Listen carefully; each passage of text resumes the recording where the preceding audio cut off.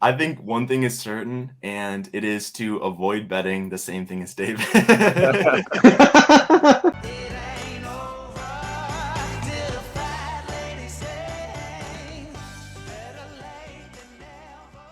The boys are back. The boys are back in town. We welcome you to TWI. I'm your host, Ike, with an unreal crew. As always, we've got Eric P. on the bottom, Jared above him, and Matt Hokinson, Matty Ice on the top. We got our feature match of the week, Daniil Medvedev versus Miomir Kecmanovic. How's everyone doing today? Yeah, pretty good. We're going to start out by getting into our betting records through a week 11. I think we have to talk about Carter's $96 bet. Previously on Tennis with Ike. So we got $30 to win 96, an absolute menace bet. I love it. I think a lot of people went big last week, and for him it paid off. He got that $96.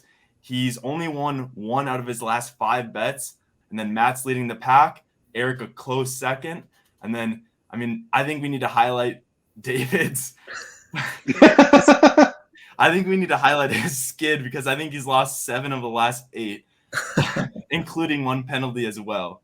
Wow. So that really is 8 out of 8. Yeah. David's lack of success is like making my lack of success look acceptable, at least. I could have one of my. I honestly, at this point, I think I could have one of my Orange Ball kids probably pick matches better than David at this point. One could argue. For a guy who claims to know a lot about tennis, he sure doesn't seem to know much about tennis, huh? He's not here, and we're just.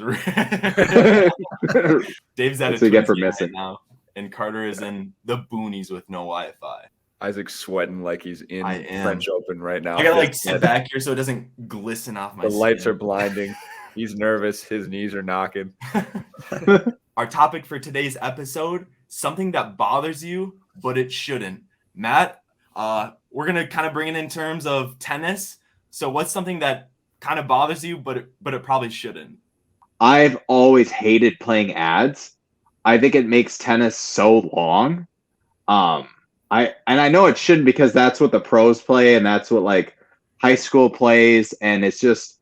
But from like having the experience of playing no ad in college and like in UTR stuff now, it just seems so much longer. And I know that it's not. It really isn't. I just think the ads are dumb. Like I think the deuce point is way better for the sport. Whenever I'm at a tournament, I'm here and I hear we have to play ads, I'm just like, oh my god, like what? Like I highly disagree with that take.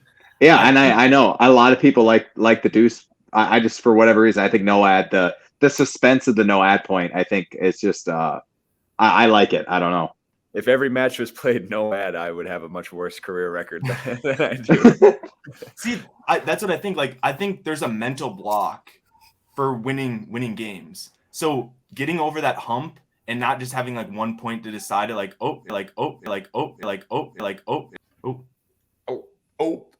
it's flip of a coin type of thing. Like you have to earn it, and it's like it kind of goes back and forth. So you really got to earn that point. Jared, what's your one thing that shouldn't bother you? Yeah, I think this stems from the same kind of place as like a lot of the tennis stuff for me, where first time I picked up a racket was in 8th grade, and like so most of my life has been played against guys that have played a lot longer than me, and I think I've had to play with some sort of a chip on my shoulder. And I know that a lot of the things I think about the game are stupid for that reason, because I just have to find ways to like psych myself up. I would go into college matches and have this like underdog almost mindset of like, hey, you've been playing way longer than me. So, there's no reason that you shouldn't go out and beat me. And again, I am fully aware of some of the weird stuff that I have going on like mentally with tennis. But one of the things that drives me nuts is when my opponent brings their towel out onto the court and puts it behind them when they play, and then like wipes their face or their hands between every point. I don't know why it bugs me. No matter how hot it is, I'm out here sweating too, and you don't see me complaining. You don't see me being a bitch about it. Like just suck it up, use your shirt. Let's get the next point going instead of having a whole shower happen between points. I just can't stand it. Like the whole dramatics of, going back there, got to wipe the hair, wipe the hands, clean off the face. Like, let's play, man. It's warm out. We're both dealing with it. It's not like it's any colder on my side of the court. I don't mind that take, actually. Yeah, I don't either. I think, and you've probably played people in college who use the full 30 seconds, like trying to stall, especially when you're serving and stuff like that. So yeah, I don't disagree at all. They're stalling just because of how massive my serve is. They're afraid to play against. And how much kick it has too. Yeah. Oh, it's coming way up, man. Eric, what do you got? Well, first of all, I can't wait for the next time Jared and I play singles because I know what I'm bringing with me to the back of the. Let's go. I agree with the take number one. I'm a little irritated by it as well, but infinite ammo was just placed into my pocket. Anyway, the thing in tennis that bothers me that probably shouldn't is, I'm just going to call them a broad umbrella category of cliches that tennis players say when they're angry. There's a lot that fits in this category, but specifically what I'm talking about is when somebody goes, "Oh, you're so bad." Oh, like things like that. It's funnier when you hear like Kyrgios or when some of the British pros do it. "Come on, mate. It's just terrible, mate." It's kind of comical in some sense, but I can't handle it. Whenever I hear a kid whine about how bad they are, I gotta cringe. It's just so terrible for me to listen to. I'm just kind of thinking of this right now. I had one plan. I'm like, I think this is a little bit better, but one thing that I absolutely hate, I hate that people don't know tennis etiquette, even though they don't play tennis. And I'm going to give you an example. So I'm going down to Tom O'Leary, hit with Eric in the summer, where, we're playing a match back and forth, it's a grind, right? And then you have right to the right of you, just some, no names, just kind of like hitting the ball around. They don't play tennis, but their ball comes on our court, maybe in back of us. And then they immediately run behind you and grab the ball because they don't, you know what I mean? But like, just let it go. And I get so angry, but they don't know any better. They're just trying to get the ball. But I get so mad about just that stupid tennis etiquette. It's infuriating as a high school tennis coach. I mean, I don't, Eric, you maybe can speak to that too. Some of the things you see the kids do when they're beginners. Again, it's hard to get mad at them because they don't know any better. But yet I'm infuriated. I send a kid onto an open court and they run out there interrupting a point. Like I got kids that are checking their phone and changeovers and different things. And it's like, just use your brain a little bit, These some of the girls that I coach will chase a ball into the middle of the playing court while the point's going on to go get a ball. You'd think that the point still going would be disrupted, but no, they keep trying to. There's no lets. They don't stop play. Yeah, they just keep hitting, and the other person just scurries onto the court, grabs the ball, and runs back like nothing ever happened. Before I hammer the money line this week, let's go over the rules of betting. The boys will bet on one feature match per week. They must put $10, $20, or $30 towards the bet of their choice. All types of bets welcome, and the winner at the end of the year wins a '69 Chevy. Some exclusions apply. Let's transition into our feature match of the week at Roland Garros, one of the 4 slams, the only one on clay, which Rafa the GOAT Nadal has mastered over his career. The winner of this tournament this year gets $2.2 million, runner-up, a millionaire.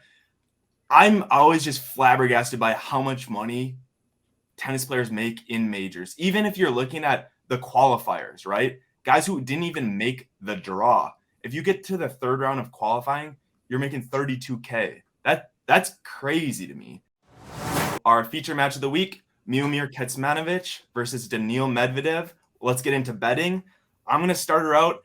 I've kind of been trying to get my even money. If I bet $20, I want to make 20 or more, kind of each week. But I don't like this matchup for Medvedev. I really don't. I think he will squeak it out, but I know he doesn't like to play on clay. He's coming back kind of from an injury. Kecmanovic has been playing super, super good. So I'm just going to go money line. I'm going to be a little bit conservative on the bet. I'm going to put $20 on it to win $12.80. Matt, what do you got? I think Kecmanovic he's a great clay court player. I think he's going to give Medvedev some fits, but Medvedev overall is just superior to him in every facet of the game. So even though it is Medvedev's worst surface and Kecmanovic's probably best surface, I do think Medvedev gets it done in 4 tight sets. I'm going to go $10, Medvedev winning in 4. So that's at plus 375 if Medvedev wins in 4. A $10 bet is $37.50. I like that. Jared, what do you got? Yeah, I agree. I think that Medvedev sweats this one out a little bit, but I do think that great players win, and Medvedev, as much as I don't think he's a particularly strong 2 seed in this tournament, I do think that the door is open a little bit here. And I think that as great of a competitor he's proven to be, he'll take advantage. He'll step up here. I'm going to take the under 3.5 sets. I have Medvedev winning in straights. And I'm going to be a little conservative. I'm only going to put $10 on that. That's a $10 bet to win $17.50. I like that. Eric, what do you got? Yeah, I got to say, I've been impressed with Medvedev so far in this tournament. I was not thinking he was a great clay courter, but he's been playing really well. And I think I'm just going to ride that momentum with him and take his money line. He's a bit favored, but I'll take that money line and I'm going to put 20 on it. 20 to win 1280. Same bet as mine. Medvedev he's the number 2 player in the world, for a reason. He can win. And I saw a take on Twitter, and I don't know if I necessarily agree with it. I kind of want to see what you guys think, but someone said that Medvedev is a pusher. Do you guys think Medvedev's a pusher? No, there's a difference between a great baseline player and a pusher. Bad take. Speaking from the perspective of a pusher, Medvedev is not a pusher. Just self-slam there from Zoe. a recovering pusher. That's me. Tough to say in the ATP. Maybe, he's a little bit less aggressive than some other players, but the spectrum is so small on the ATP compared to slowest shot and fastest shot that I don't know how you can even compare, really. I mean, Medvedev has huge ground strokes. I think it's kind of natural when you see someone who has unique technique to just say, they're a pusher. And because I do that all the time, when I'm watching somebody who's, who maybe has a good ranking or whatever, I could think of a couple of juniors that I won't put on blast now from when I was growing up, who had better rankings than me, but I watch it play and I'm like, oh, they're a pusher, but in reality, they just have different strokes and they make it work for them. And I think that's why Medvedev gets that pusher title, because his strokes are just so different from everybody else's. I wonder what the data shows about when we all pick the same person to win. Is it one of those phenomena where we end up being wrong because we all pick the same one? I'm just curious about that. Whenever we have a sweep of our predictions, I always want to go against the grain and change it because I feel like we're going to be wrong. Wait. Yeah. I don't think year to date I don't think we've all won a bet. I don't think we've had a golden week. And we will end it there. I appreciate everyone listening.